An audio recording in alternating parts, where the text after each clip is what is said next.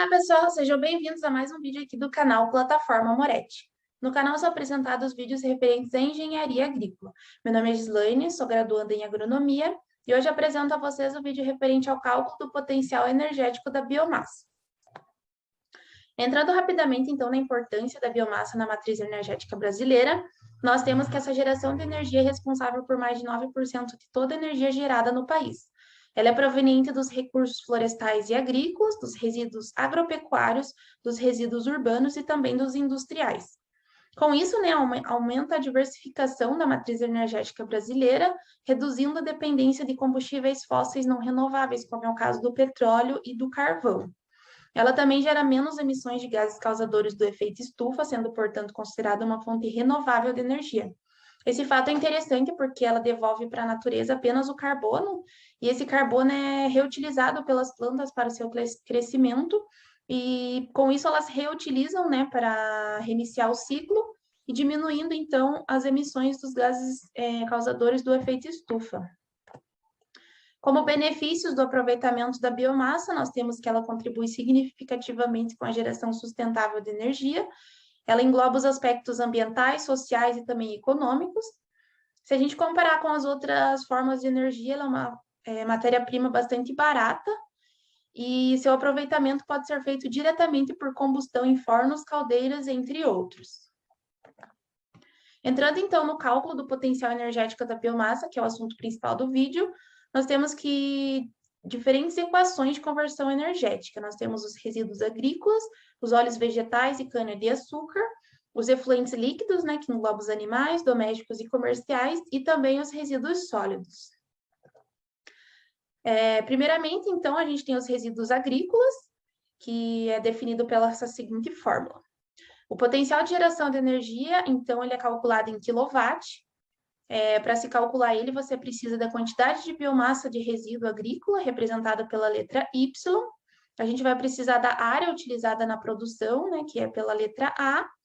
Nós também precisamos do poder calorífico inferior do resíduo. Esse poder, ele é tabelado, então, para cada cultura vai ser um valor diferenciado, multiplicado pela eficiência termodinâmica da conversão da biomassa. Então, esse valor também é dimensional, dependendo do tamanho da caldeira, vai ser um valor para mais ou para menos. E tudo isso divididos pelo tempo, né, em que a biomassa será convertida em calor, multiplicado pelo coeficiente para a transformação de quilocaloria para quilowatt-hora, que se convenhou a ser 860. Então, nessa tabela, a gente tem alguns produtos com seus respectivos valores provenientes do resíduo e também o poder calorífico inferior, né? Então, a gente tem o arroz, o coco, o amendoim, a silvicultura, e para cada um é um valor diferente. Então, fazendo esse exemplo rapidamente, nós temos que uma propriedade é cultivado o arroz irrigado em 200 hectares, e nós sabemos que a produtividade da área é de 5.915, englobando o arroz e a casca. Então, nos pede para determinar o potencial de geração de energia da casca produzida na propriedade. A conversão da biomassa é uma caldeira pequena, então convenhou-se a 15%, e o tempo é de 5 horas em 365 dias do ano. Então, primeiramente, a gente vai encontrar a quantidade de casca de arroz produzida, né?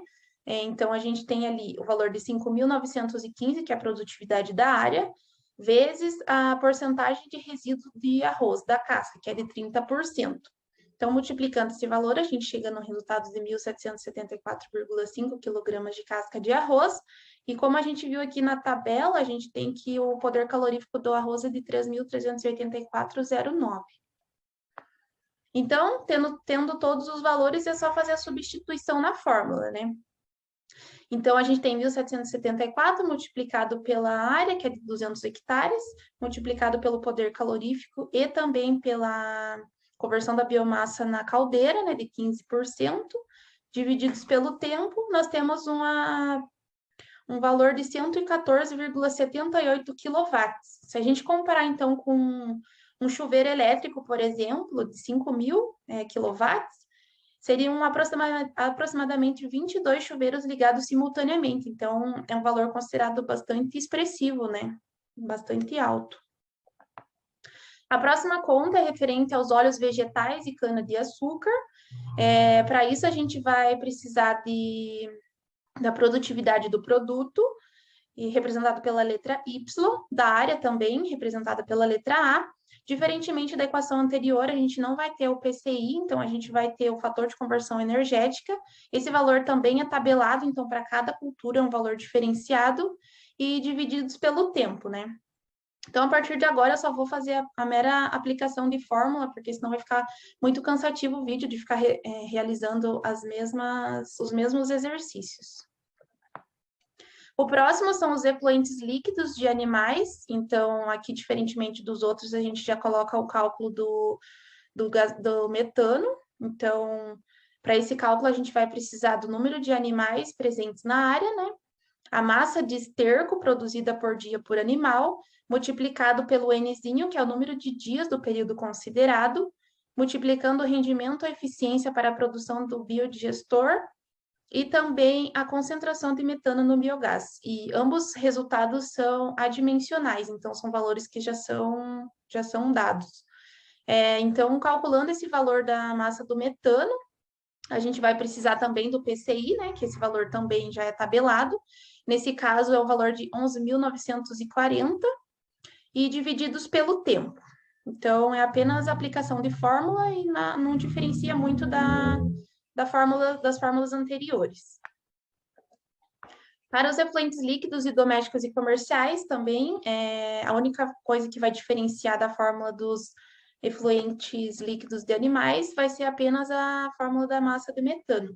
Nesse caso, a gente vai precisar do V efluente, que é o volume de efluente tratado por dia, multiplicado pela DBO, que é a taxa de geração de demanda bioquímica de oxigênio, multiplicado pelo número de dias do período considerado, multiplicando o rendimento ou eficiência para a produção do biogás, que é um valor também adimensional, multiplicado pelo máximo fator de emissão do metano, e tudo isso diminuindo a quantidade de metano recuperado. Esse R representado, ele não é considerado porque ele é considerado um valor insignificante, então ele acaba não sendo utilizado na fórmula.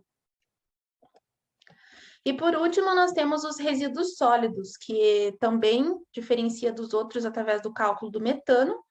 Nesse caso, a gente vai precisar da massa dos resíduos sólidos, né, que vai ser utilizado, o número de dias do período considerado também, multiplicado pelo fator de correção do metano, multiplicado pelo COD F, que é a fração de COD que realmente vai degradar, que é um valor adimensional, multiplicado pela fração de CH4 no gás de aterro, multiplicado pela taxa de conversão de carbono em metano.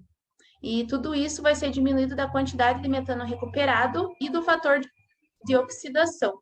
Ambos esses dois últimos, a quantidade de metano e o fator de oxidação, são números considerados insignificantes. No caso da oxidação é considerado igual a zero, então eles não são utilizados na fórmula. Então, era isso, pessoal, que eu tinha para apresentar para vocês. Espero que tenha sido de fácil entendimento e até a próxima.